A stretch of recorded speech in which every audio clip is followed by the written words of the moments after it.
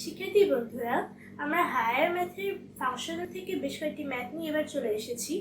ফার্স্টে আমরা গিয়া এই ডোমেন এবং রেঞ্জ বের করা টাইপসের একটা ম্যাথ করব।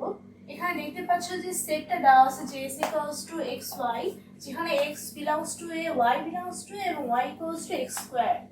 এখানে দেখতেছো যে এটা দেওয়া আছে a সেট। এখান থেকে বের করতে হবে আমাদের ডোমেন এবং রেঞ্জ।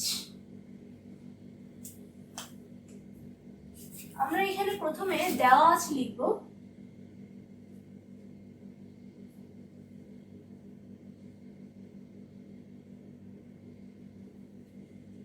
দেওয়া আছে এইটাই জাস্ট, এটা তো কোয়েশ্চেনে দেওয়া থাকবে, আমার এখানে লেখা আছে কিন্তু এটা তো আসলে কোয়েশ্চেনে দেওয়া থাকবে, তো তোমাদেরকে এটা তুলতে হবে পুরো খাতায়। অনেক সময় টিচাররা এটা পুরো তুলনা দেখে বলে যে 1 নাম্বার কম দিছি, ঠিক হইলেও 1 নাম্বার কম দিছি। এই যে এই জিনিসটা জাস্ট পুরো তুলে দিচ্ছি আমি এখানে, এভাবে করে লিখবে তোমরা খাতায়।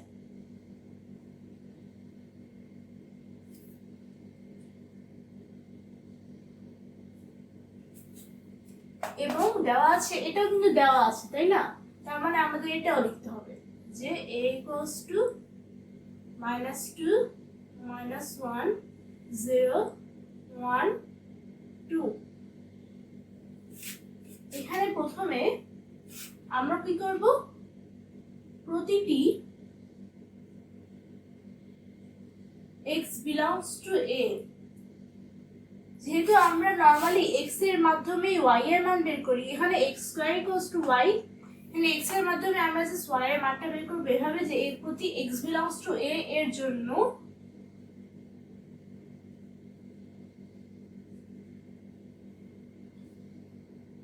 y এর মান নির্ণয়।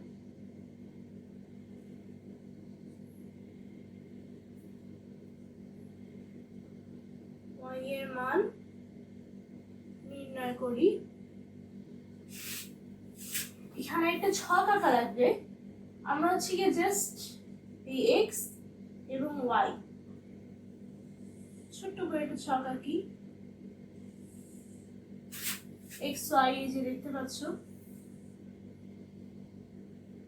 ফার্স্টে -2 এর জন্য x প্রতি x belongs to, এখানে যেহেতু x এবং a দুইটাই এর মান হবে, এখানে প্রতি x belongs to a যেহেতু, তাহলে ফার্স্টে -2, তারপর -1, তারপর 0 1 2 এগুলো দিয়ে y এর মান কত হতে পারে সেটা বের করব।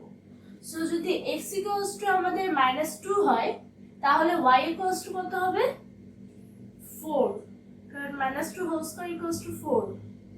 তারপরে x equals to -1 হলে -1 হোল স্কয়ার equals to 1, 0 হলে 0 স্কয়ার equals to 0, আবার 1 হলে 1 স্কয়ার equals to 1, 2 হলে 2 স্কয়ার equals to 4। কারণ প্লাস মাইনাস যাই হোক দুইটার ক্ষেত্রে স্কয়ার করলে কিন্তু একই মান আসে। হ্যাঁ, সো এখানে কিন্তু একই মান আসছে বেশ কয়েকটা। সো এখানে আমাদের কি করতে হবে, এখানে দেখো যে তোমাদের a এখানে কিন্তু -2 -1 0 1 2 আছে, এখানে কিন্তু কোনো 4 নাই। তো প্রথমে আমাদের লিখতে হবে যেহেতু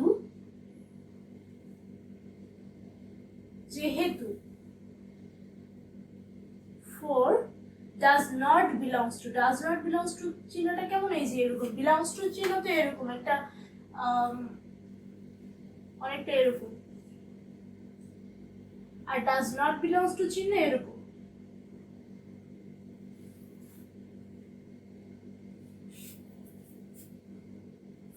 does not belongs to a মানে 4 কিন্তু a সেটের মাঝে বিদ্যমান না। সো যেহেতু এটা a সেটের মাঝে বিদ্যমান না, তাই y যেহেতু এর মধ্যে থাকতেই হবে, তাই এটা হবে না। সো সেহেতু কমা দিয়ে সেহেতু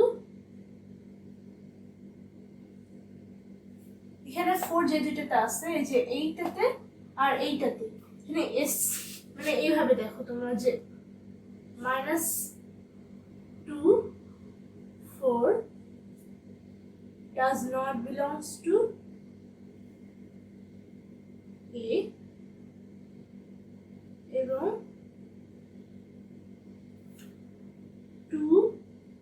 does not belong to A. দেখতে পাচ্ছ আমরা লিখেছি। এবারে জাস্ট আমরা এভাবে লিখবো যে সুতরাং S equals to এখানে যে কয়টা হবে, হ্যাঁ কোনটা কোনটা হবে, যেহেতু এইটা হবে না এইটা হবে না, থাকে এই তিনটা।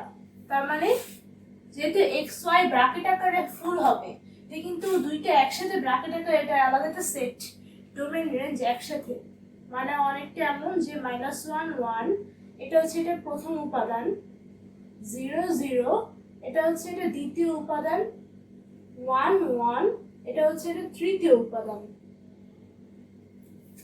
দেখতে পাচ্ছ? এবারে আমরা ডোমেনের ক্ষেত্রে কি জানি, এটাকে আমরা ডোমেন বলি এক্স এর মানের দিকে যেটা বসে, আর এটাকে আমরা রেঞ্জ বলি যেটা ওয়াই এর জায়গায় বসে। যদি এটা রেঞ্জ হয় আর এটা ডোমেন হয়, তাহলে সুতরাং ডোমেন এস এর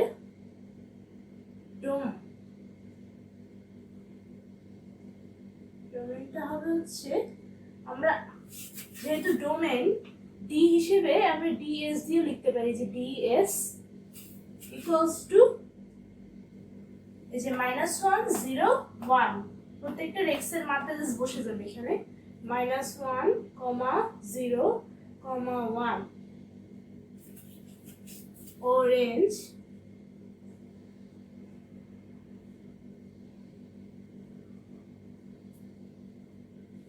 আর এস, যেহেতু রেঞ্জ আর দিয়ে সেটা, যেহেতু এই এস এর রেঞ্জটাই আর এস ইকুয়ালস টু, এটা হবে কি কি যে 1 y এর অক্ষে যেখানে y 0 1 0 1, y এর জাস্ট দেখো x x x আর y y y, y এর গুলো সব রেঞ্জ আর x এর গুলো সব ডোমেন।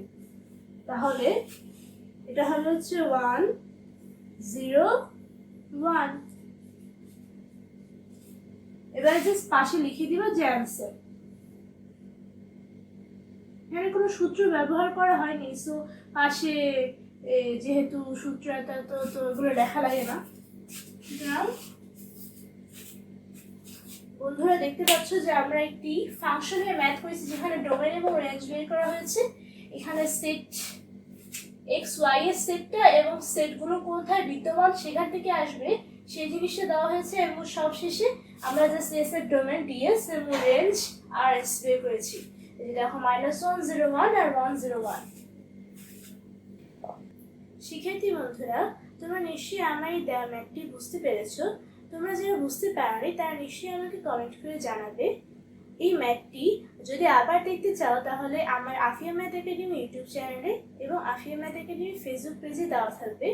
যারা ফেসবুক থেকে দেখছো তারা অবশ্যই আমার ফেসবুক পেজে ফলো করো এবং আমার ভিডিওতে একটা লাইক দিও। আর তোমরা নিশ্চয়ই তোমাদের ফ্রেন্ডদের সাথে এই ভিডিওটি শেয়ার করবে। আর যারা ইউটিউব থেকে দেখছো তারা আমার ইউটিউব চ্যানেলে সাবস্ক্রাইব করো এবং তোমার ফ্রেন্ডদের সাথে এখান থেকেও শেয়ার করতে পারো। Thank you.